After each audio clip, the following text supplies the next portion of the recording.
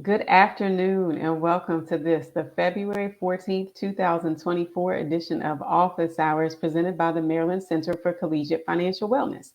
My name is Dr. Tisa Silver Kennedy, and I thank you so much for joining me today. We have had a lot of activity and a lot of questions that have come in from our community. So before we get into those questions, I just wanted to share with you a bit about the center and our vision for Maryland's college and career students. And then I'm going to give you some community updates and then a quick disclaimer, and then we'll dive into the questions. So, about the Maryland Center for Collegiate Financial Wellness. We were founded in 2021 with an ambitious vision for all of Maryland's college and career school students, and that is to empower them to thrive. Our vision includes allowing them the opportunity to achieve each of these six pillars of collegiate financial wellness. Those are being creditworthy, ready, resilient, empowered, successful, and thriving. And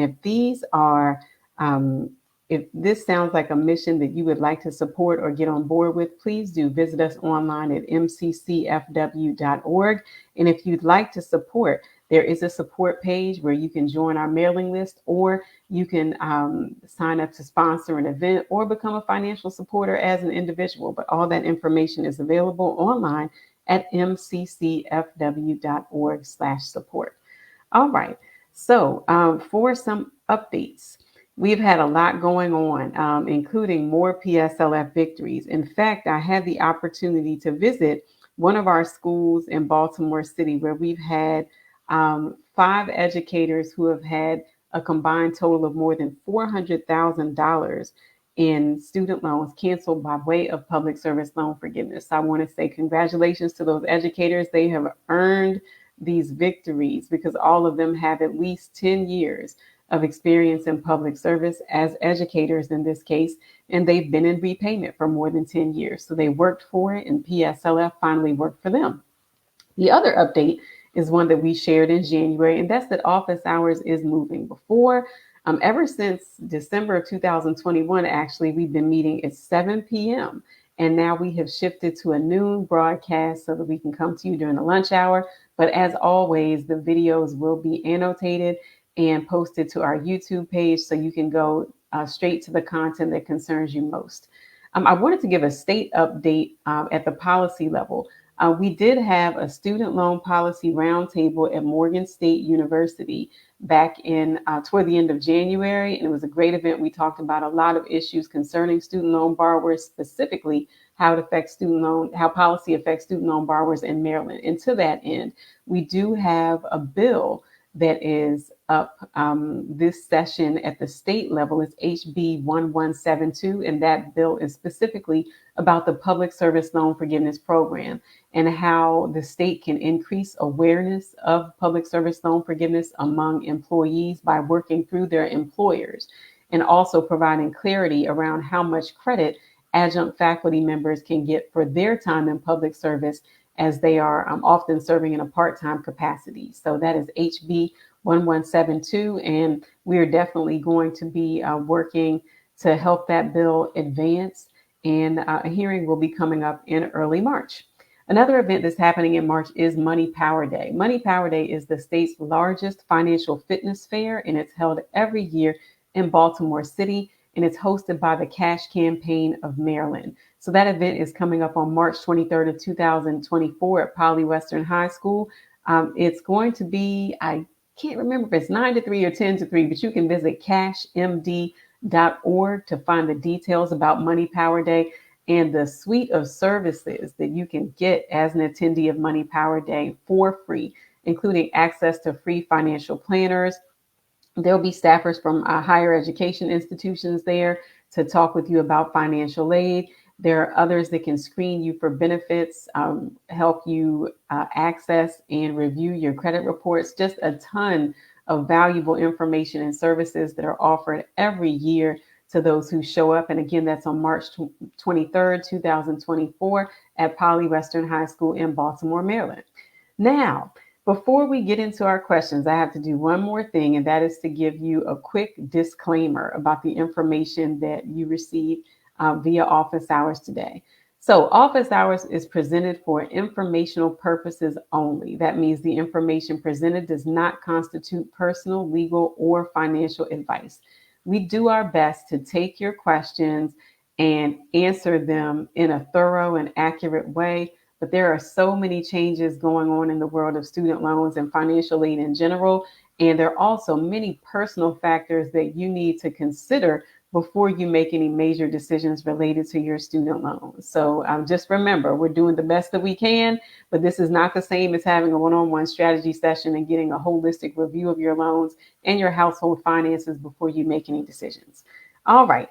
Now that that's out of the way, I can begin to get into the questions that have come in from our community. So our first question is, I applied for IDR and was approved for a $0 payment. My servicer now says my payment is $169 per month. Do I need to do something else? And this is a great question, and we've received multiple questions like this. So I want to take a look at some of the background on this question so that we can make sure that we answer this in a thorough way. All right, so for starters, IDR stands for income-driven repayment. And when you apply for an income-driven repayment plan, the servicer is going to ask for information about your household, and they're going to use that information to come up with what they believe you can afford to repay each month. And based on the IDR application for this person, they ended up with a $0 payment. However, now the servicer is saying that they owe $169 per month. So what you might have to end up doing is submitting another application for income-driven repayment, because what we've been seeing as of late is that a person can apply for an income-driven repayment plan during the consolidation process. And then once the consolidation loan is dispersed, the figures that they're receiving from the servicer appear as though an income-driven repayment application was never completed. So in that case, you would need to complete another income-driven repayment application. So I encourage you, please contact your servicer to see if they have the existing application on file. And if they do not, then you would want to complete another application for income-driven repayment. And that application can be found online at studentaid.gov. And if you go to the loan repayment menu, there should be an income-driven repayment plans item listed on that menu that you can click on, and that will lead you straight to the application. So if you are one of those people where you know that you completed the IDR application already, but the information from your servicer is not reflecting the information that was included there, contact them, make sure they received it, and worst case scenario, complete another application, and that application should go through. All right, let's move on to question number 2. Question number 2 is, I'm waiting for Mohela to roll over a payment I made during an administrative forbearance. Will this affect my PSLF journey? So this is another question that we have seen quite a bit. There's been a lot of activity around administrative forbearances. And the key to remember here is that an administrative forbearance is a forbearance that you were placed into by the servicer. This is not a forbearance that you entered into voluntarily. This is something that they enrolled you in because there's some processing work that they need to do on their end to make sure that everything with your account is okay. So I want to give you the full version of this question, though. It's Mohela put my loans in forbearance from October to December of 2023. I made a payment in November of 2023. I called and was told that if I don't request a refund, they will roll my November payment over to January of 2024. But that hasn't happened yet. And I keep receiving notifications about my payment from FSA, which is Federal Student Aid. What should I do about my account, and will this affect my PSLF journey? So I would like for this person to keep in mind that we are still under a special period, and that is the IDR adjustment period. IDR, of course, stands for income-driven repayment. During this IDR adjustment period, there are relaxed rules for what qualifies as a month that counts toward public service loan forgiveness and toward income-driven repayment. And that period will come to an end after April 30th of 2024. But during that period, time and forbearance can count toward both income-driven repayment and public service loan forgiveness. And if it is found that you overpaid on a direct loan, you will receive a refund. So I would think about it this way. If Mohela placed you into an administrative forbearance, then that's because they have some processing work to do. That's not a situation where you called them and said, hey, I can't make my payment. Is there anything you can do for me? There's a difference between those types of forbearances. But even with the differences in forbearances, we are in a special time where time in forbearance can count. You can still earn that credit toward both income-driven repayment and public service loan forgiveness. So I personally would not be worried with this situation because the forbearance was not of your choosing, and because we are in that special period where time spent in forbearances can count toward both income-driven repayment and public service loan forgiveness. And there's a second part of this answer that I also want to take a look at because it provides very specific language from the Department of Education around forbearances. And this is from a press release dated January 5th of this year. It says any months that borrowers spend in administrative forbearance will count as progress toward public service loan forgiveness or income-driven repayment forgiveness. The department's actions will ensure that borrowers are not harmed by these servicer errors and that servicers are held accountable for their actions. And the department's action that they're referring to is actually withholding payment from servicers because of these errors that are causing borrowers disruptions in their payments, and that can lead some borrowers to think that they might be thrown off track and not making progress toward forgiveness by way of public service loan forgiveness or income-driven repayment. So in a nutshell, an administrative forbearance is not one of your choosing, so that time should continue to count toward both income-driven repayment forgiveness and public service loan forgiveness. All right, let's move on to the next question. That question is, I received an email saying that one of my employers expired. Should I call and ask for a direct email address? Studentaid.gov says I only have the manual option. What should I do? All right, this is another question that we're seeing quite a bit. And what the person is referring to is the application for public service loan forgiveness and completing it online through studentaid.gov/PSLF.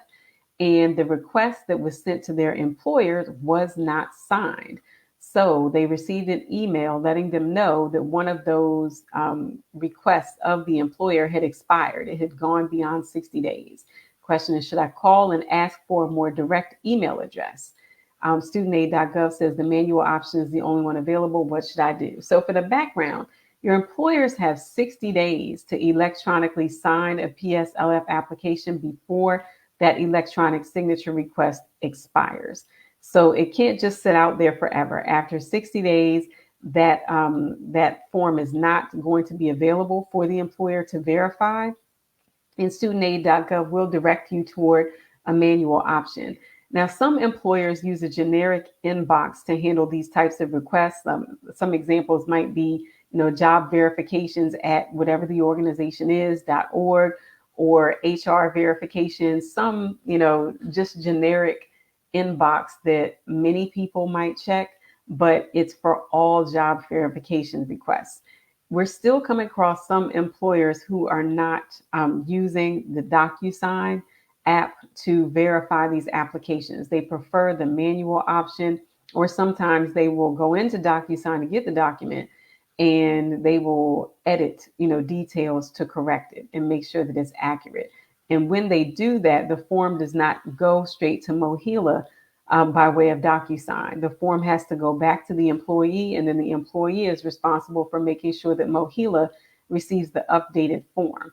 So what I would encourage you to do is actually on the next slide, I would encourage you to reach out to human resources or your manager so that you can learn more about what the preferred process is for completing PSLF applications. And the first question I would ask is there a designated person to verify forms? For instance, would they prefer that you go to your manager? Is it your payroll representative? Is it someone in human resources?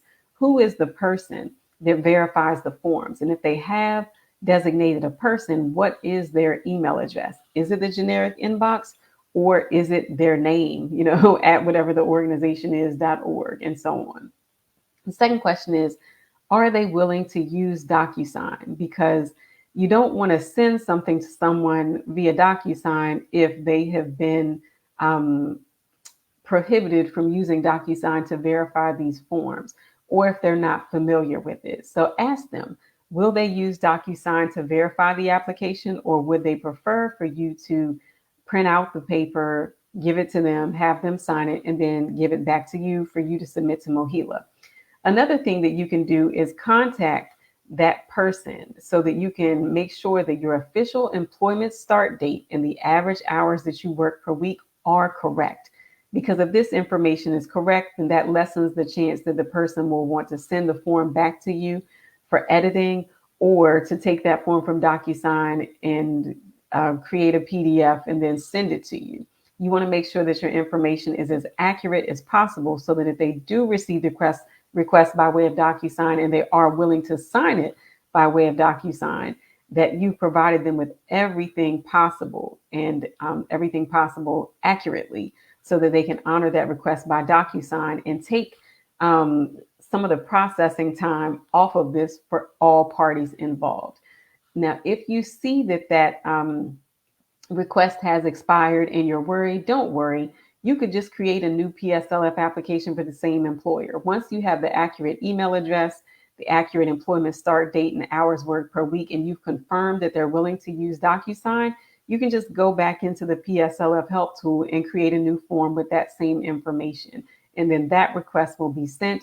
If you want to make sure that it's seen, you can give the person a call or send them an email just to remind them that you have resubmitted this form and it is waiting for their signature so that the form can be verified and sent to Mohela so that you can get on with your application for PSLF. Great question. All right, let's move on to our next question. That question is, I am in a standard repayment plan and I want to qualify for PSLF. Does this qualify for PSLF, and do I need to redo my IDR request? So this question is another one about public service loan forgiveness and has to do with repayment plans. So this can get a little bit tricky because there's more than one kind of standard repayment plan. There is a 10-year standard plan, and payments made under that plan qualify toward PSLF. There's also a standard plan for consolidation loans. And for some people, that time frame is 30 years to repay that loan. But most of the plans, now you should see within studentaid.gov, have a maximum term of 25 years. The standard plan for consolidation loans of 25 or 30-year repayment terms, those payments do not qualify toward PSLF. However, we are still in this special IDR adjustment period. And during the IDR adjustment period, it doesn't matter what repayment plan you are on. Those months can count toward public service loan forgiveness if you're making any payments. More rules of the IDR adjustment include that if you've missed payments or if you're in certain types of deferments or forbearances, those months can count as well. So we have some liberty here, which is currently set to expire after April 30th of 2024. So for this borrower, whether you are in the standard 10-year plan or the standard 30-year plan right now, these payments should count toward public service loan forgiveness because of the flexibilities of the IDR adjustment. Payments made under the 10-year standard plan would count anyway, but if you have a consolidation loan that's set to be repaid over that longer repayment term, those payments can count through April 30th. After April 30th, we're expecting to go back to the more strict rules where payments have to be made on an income-driven repayment plan or the 10-year standard plan. So hang in there. And if you're really close to 120, hopefully this will be solved for you before the end of this IDR adjustment. All right, let's move on to the next question. The question is, I finally made my 120th payment. How long could it take before this wraps up? What does the next correspondence look like? Does it come from FedLoan or Mohela, or excuse me, Federal Student Aid or Mohela? So this is a great question, and there's actually more to it. So I want to make sure that I'm giving you the full background, and then we're going to take the larger question apart and answer it bit by bit. So this person just made their 120th payment. And if you all have been following us for a while, you know that public service loan forgiveness requires 120 payments. Once you reach 120, the rest of the debt should be cleared tax-free. But it's not an automatic process. So this person wants to know how much longer before this wraps up, and when they can celebrate and move on. What does the next step in forgiveness look like? Who does the correspondence come from? And do they even need to be employed full-time at a nonprofit after applying for forgiveness? So a bit more background here. The original rules of public service loan forgiveness require that a borrower remains in qualifying employment at the time that they submit the application and at the time that they actually receive approval for public service loan forgiveness. However, things have changed a bit. I'm pulling some language here from the Department of Education as of yesterday, and that is that you must still be working for a qualifying employer at the time you submit your form for forgiveness. So you don't have to remain working for a qualifying employer at the time that your application is approved. However, you still have to be working for a qualifying employer at the time that you submit the form. There's a difference between the two. If you submit your form and let's say your account comes back at 125, you don't have to still be working for a qualifying employer at the time that you receive notification of that payment count. What's important is that you're still working for the employer at the time that you submit the actual application. So this question had multiple parts. Let's dive into each part bit by bit. So from our most recent observations on how long it takes before this process wraps up and you can celebrate and move on, usually people are receiving a letter that shows their qualifying payment count is more than 120, but that letter does not include approval for public service loan forgiveness. The letter reads as if, your repayment and employment history has been evaluated. The qualifying payment count says it's like maybe, for example, we've seen one recently, I think it was at 151. 151 is clearly greater than 120. However, this letter makes no mention of the fact that the person has exceeded the requirements for public service loan forgiveness. What usually happens next is they receive another letter that says that their loans have been placed in an administrative forbearance that typically lasts 60 days. That letter also does not include any information to indicate that the person has met or exceeded the requirements of public service loan forgiveness. And then later on, the person receives the letter we call the congratulations letter. This is the letter that lets you know you have met the requirements of the public service loan forgiveness program, and the loans included in that letter have been forgiven. So let's take a look at the next part of the question. About the communications and where they come from. So the congratulations letter will come from Mohela. And if you log into Mohela.com, you might see that you have the message waiting for you inside of the message center. Usually the subject is important account information. If you're going to studentaid.gov, just be mindful that the information that's reported there often lags behind the information that you'll see at Mohela.com. Sometimes they're from the prior month, so you might see that your balance differs when you look at the balance within federal student aid versus Mohela. Sometimes the payment dates differ as well, and you might receive a congratulations letter from Mohela but still have a balance in studentaid.gov for a short period of time.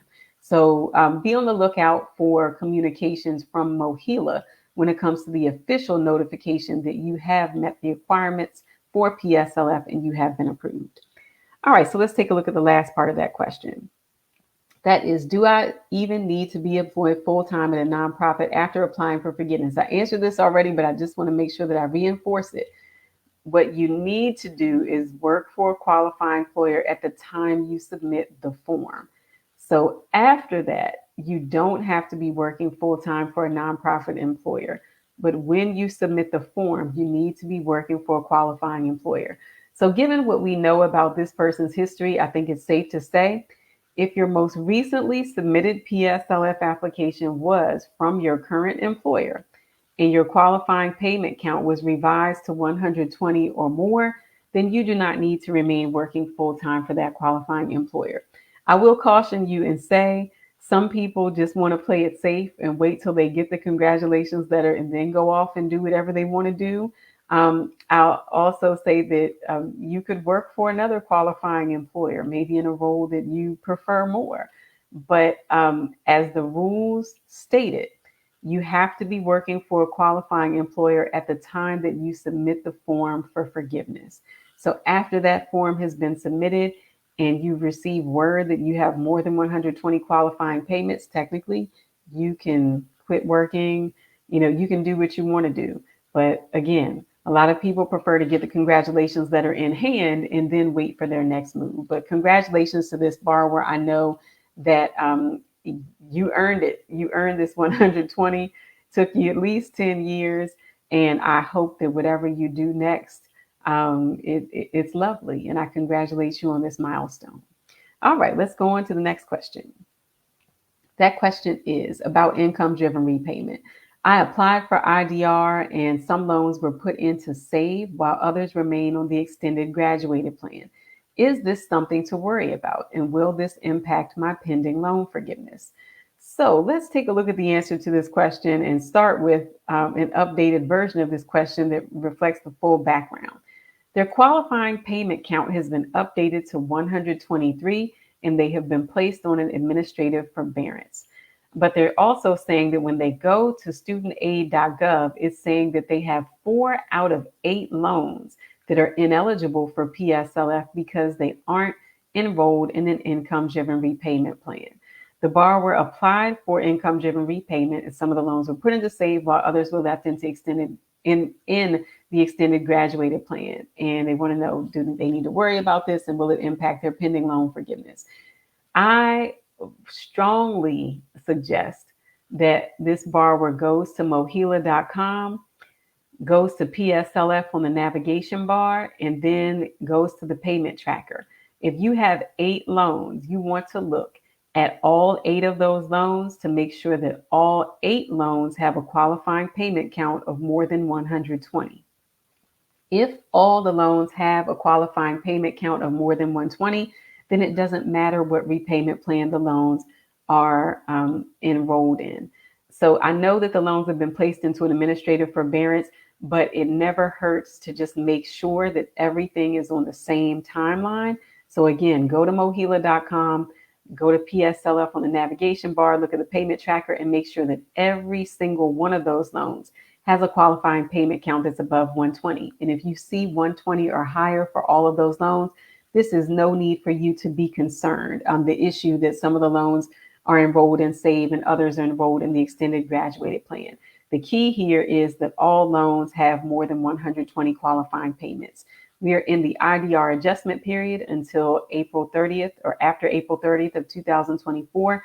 So it doesn't matter what repayment plan your loans are enrolled in. So if you've got that 123 for all 8 loans, congratulations in advance. The fact that you've had your loans placed in an administrative forbearance from what we've seen in recent months is a great sign. It means that the congratulations letter is in the works and hopefully you will receive it soon after you see this video. And please do not worry and congratulations in advance. All right, let's go on to our next question.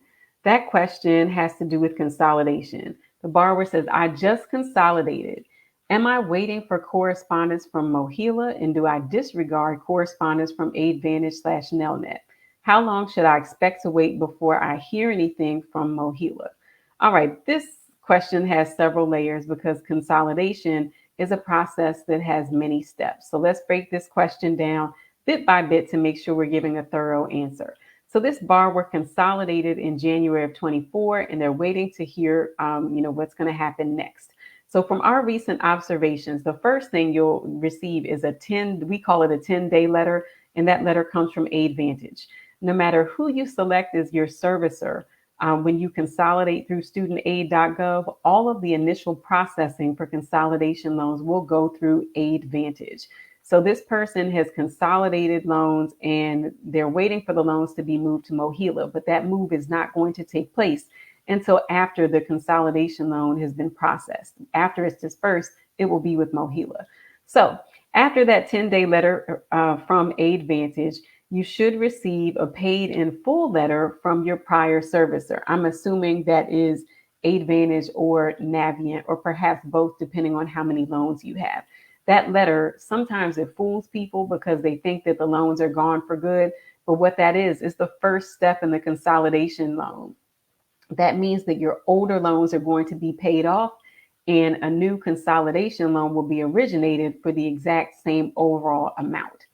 Next, you should receive a letter from AidVantage with repayment estimates. Some people might receive that letter first, but that letter shows what repayment could look like under all of the balance-driven plans. And what we've seen for a lot of people that completed the IDR application within the consolidation application, the income-driven repayment options aren't showing up there. I'm not sure if that's across the board for everyone, but that's what we've seen with many people. And that's where we get the question, well, I completed an IDR application, but they're showing me my payment is, much, much higher. What should I do? And for those people, you might need to complete the IDR application again. Finally, you should receive a letter to welcome you to your new servicer, which in this case is Mohela. So there's a series of communications that you should receive to let you know that the consolidation loan is moving forward. And this is a list of what we've seen most recently. So let's move on to the second part of this question. That is what's going on with the IDR application. Why did the consolidation review letter come before any word about my IDR application? Does my IDR application get automatically transferred from the old service provider to Mohela, or must I initiate it again with Mohela?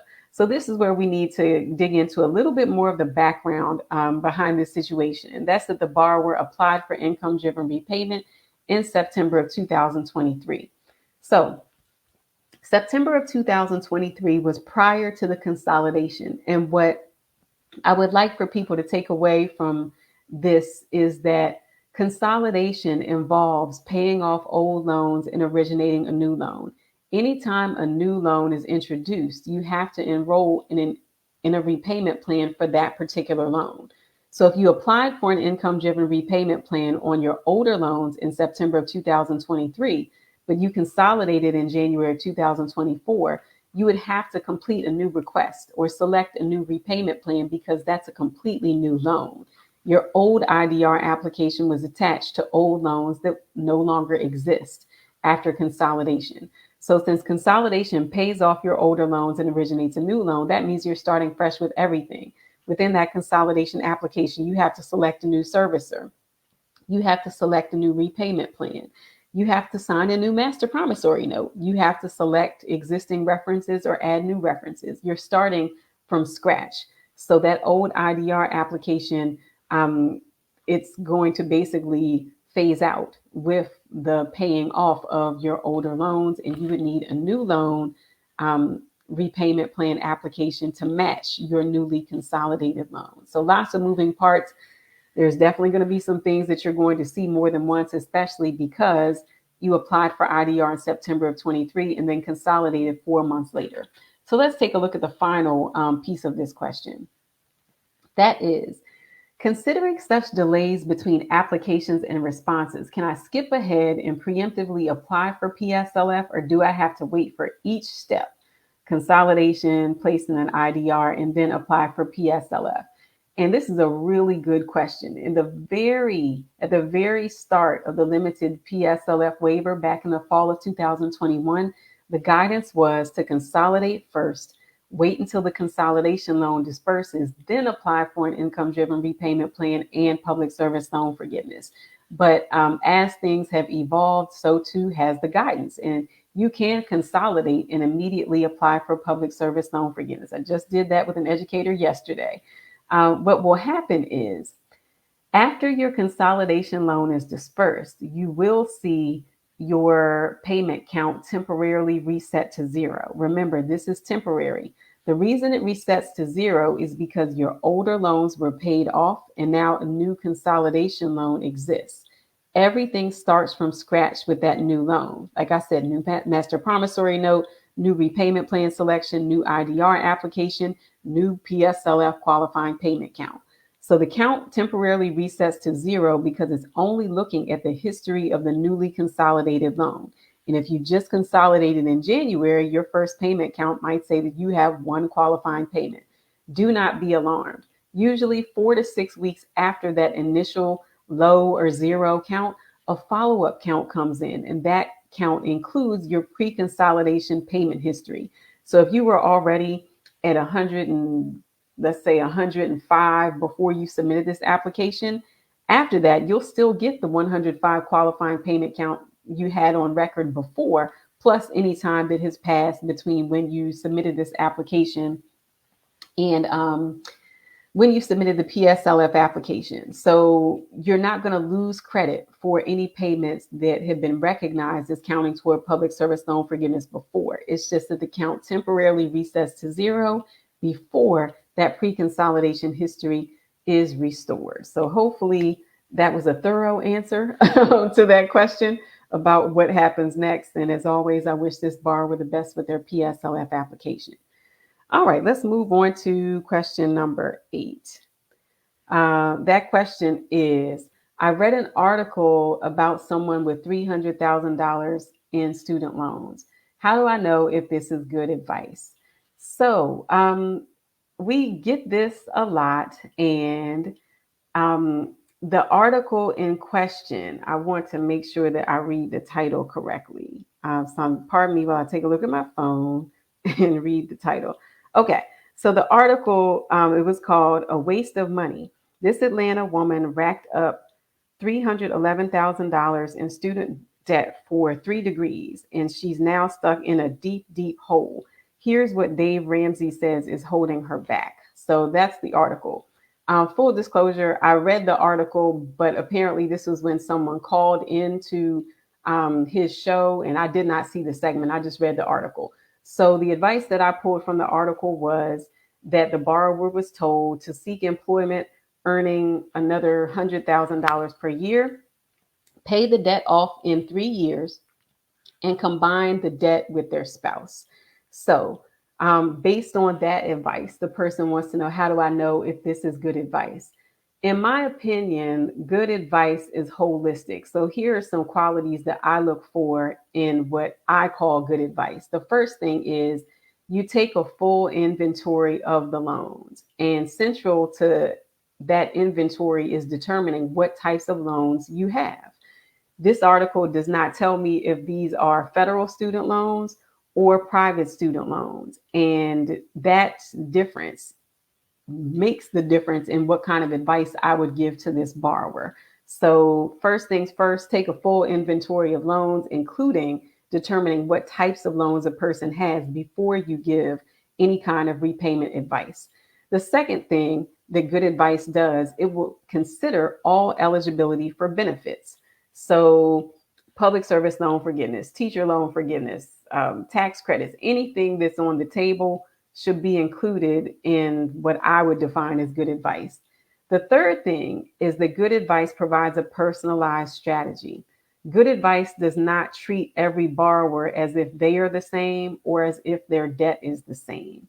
So you have to acknowledge household characteristics, such as income, career choices, again, with the loan types, all of these things that make up the person's unique situation and portfolio. All of these things need to be included in deliverance of good advice. So let's move on to what I might suggest for this borrower. So first things first, we need to verify loan types. There is no way that I can give someone repayment advice about student loans without knowing what types of loans they have. So we need to verify whether these loans are federal student loans or private student loans. If the loans are federal, that means that we have a bunch of options that are open for us. So the first thing that I would do is, in this article, it mentioned that the borrower had worked before for a nonprofit, for a for-profit organization, but they hated the work as an attorney. And now they work for a nonprofit organization earning about $85,000 per year. So I suggest verifying whether the loans are federal. And if the loans are federal, verify whether the current nonprofit employer is a qualifying employer for public service loan forgiveness. This would require the borrower to get the federal employer ID number for the organization that they work for, go to studentaid.gov/PSLF, and verify that that employer qualifies for PSLF. If the employer qualifies for PSLF, then this person should absolutely apply for PSLF, but also apply for SAVE, which is the most affordable income-driven repayment plan that we have ever seen. So if this person works for a PSLF qualifying employer and they're able to qualify for SAVE, it's quite possible that on a salary of $85,000 per year, they'd have an adjusted gross income that's hopefully lower, and they could get an affordable repayment plan that also allows the government to take care of any excess interest that's accruing. So I hope these loans are federal, and I hope this borrower sees this video because there may be some options on the table that they had not considered. My other piece of advice would be, if the loans are federal, do not refinance this debt, because if you refinance the debt with a private lender, all federal student loan benefits are off the table. And if you were to combine the debt with another person, this would basically be refinancing or private debt consolidation, another scenario in which no federal student loan benefits remain on the table. Refinancing is a huge mistake for people who have federal student loans, in my opinion, and may be eligible for programs like public service loan forgiveness or forgiveness by way of income-driven repayment cancellation. If you refinance with a private lender, you lose access to all of those benefits. You lose access to income-driven repayment plans, deferments or forbearances. There are so many benefits that federal student loan borrowers have. Some of them have not panned out so well, and that's why we're having an IDR adjustment right now. But still, the flexibilities that come along with federal student loans, if you refinance, you will lose those forever. Now, if the person finds out that this debt is in fact private student loans, then PSLF is not a concern. This is when I would say perhaps you do want to explore refinancing this debt. However, you'd want to do it in a low interest rate environment. The one thing this article said was that the person had student loans with interest rates ranging between 6.8 and 7.6%. We are not in a low interest rate environment right now, at least relatively speaking. So if your existing rates are 6.8 to 7.6%, I don't know that you would be able to refinance that debt for a lower interest rate anywhere else. So if the loans are private, you can explore refinancing, but perhaps now would not be a good time to refinance. It depends on interest rates and where they stand relative to the existing interest rates on this person's portfolio. The last thing that I would do is choose wellness. I say that because within the article, I read that the person, had worked as a litigator. They hated it. It might have alluded to them being miserable in that role.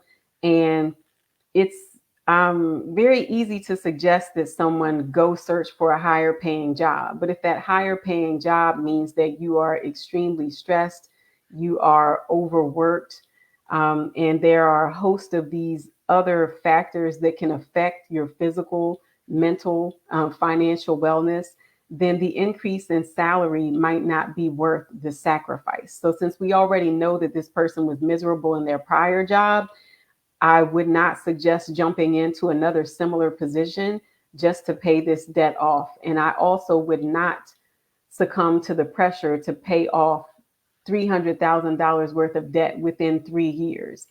That's very ambitious.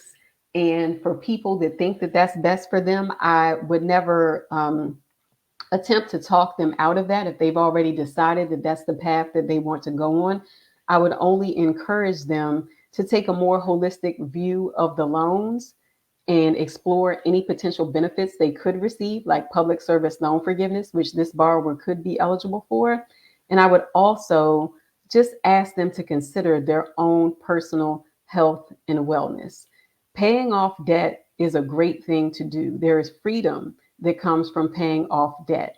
But I do not believe that people should make themselves suffer extremely and unnecessarily so just to pay off debt.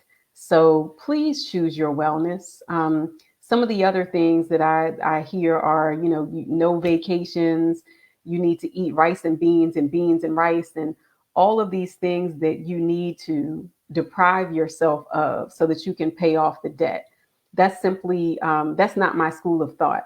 I think that you need to take a look at yourself, take inventory of your loans, your household, any benefits, and then you need to arrive at a strategic plan that is realistic for you and your household and also preserves your personal wellness, be that physical, mental, financial, and the other dimensions of wellness. You have to, in my opinion, center yourself. And in a lot of cases, people have a brand, a specific line of thought that they use to attack debt. And I think that student loan debt, or I won't say I think, I know that student loan debt is a different kind of debt.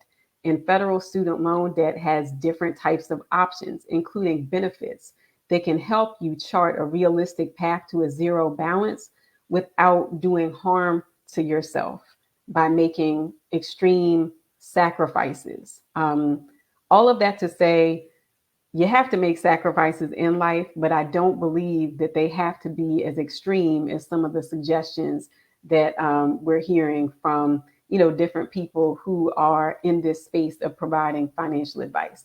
So bottom line here is figure out the loan types. Are they federal or private? If they're federal, you have a lot of options. If they're private, refinancing at another time might be good. But above all, choose your wellness, because at the end of the day, you matter more than your debt does. All right, so that's actually our last question.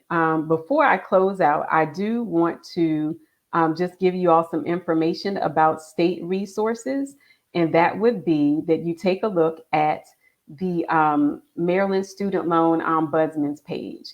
The Maryland Student Loan Ombudsman has plenty of resources available for student loan borrowers, including being able to conduct investigations when you have experienced a problem with your loan servicer. So services that the Student Loan Ombudsman can provide you with, servicer problems that the Ombudsman can assist you with include failure by the servicer to communicate with the borrower, errors in crediting principal and interest payments, misapplied payments, inaccurate interest rate calculations, billing errors, loan consolidations or modifications errors, and or inappropriate collections activity or tactics.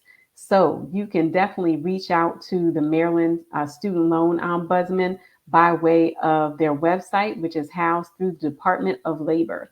There you'll be able to find out how to file a complaint if you need to, and also get on track for an investigation. You can also visit that website to learn about the Borrower's Bill of Rights, because Maryland is a state that has a Borrower's Bill of Rights. This lets you know the rights and responsibilities of borrowers, but also how servicers are supposed to treat student loan borrowers in the state of Maryland. So for more information about that, again, you can visit the Maryland Student Loan Ombudsman by way of the State Department of Labor. All right, so that does it for the February 14th edition of Office Hours. Again, my name is Dr. Tisa Silver Kennedy. I'm the founder and executive director of the Maryland Center for Collegiate Financial Wellness. I think we did pretty well for a noonday edition of Office Hours, and I like this time better, definitely, than the 7 p.m. window. If you have any questions that come up about your student loans, you can visit mccfw.org, and we have a contact page where you can leave your questions and we might respond to you by email or make a video to answer your question and then send you the link to that video once the video has been annotated and uploaded to YouTube. I want to thank everyone who is engaged with Office Hours since we started this back in December of 2021. We are approaching 100 subscribers, which is a big deal for us because we have a community that might not be very large in number, but they are very engaged, and we appreciate that engagement and the sending of questions, the comments, the appreciation that we receive via social media and via email. We just thank you so much for reaching out, because it's definitely fuel to continue on this journey of financial wellness, especially for all of Maryland's college and career school students. That could be prospective, current, or future. If you're interested in learning more about the Maryland Center for Collegiate Financial Wellness, you can visit us online at mccfw.org. And if you've heard good information and you'd like to support by making a donation or subscribing to our mailing list, you can visit mccfw.org/support. One last plug for social media. We are at the MCCFW on Facebook, X, the site formerly known as Twitter, Instagram. And I think that's all three. And our website, of course, is mccfw.org. And again, we really appreciate your engagement and your support, especially with this shift to the noonday. So I'm going to check the comments just to see if we have any questions that came up. Right now, I do not see any. All right, no question. All right. And if we have no questions on this Valentine's Day, I'm going to give myself back 8 minutes and wish you well. I hope that you enjoy the Valentine's Day holiday, and we will be back with office hours again on February the 28th at noon. And this episode will be uploaded to YouTube shortly so that you can get straight to the content which you are most interested in. So again, Dr. Tisa Silver Kennedy signing off. Thank you for joining us for office hours. And until next time, be well. Bye-bye.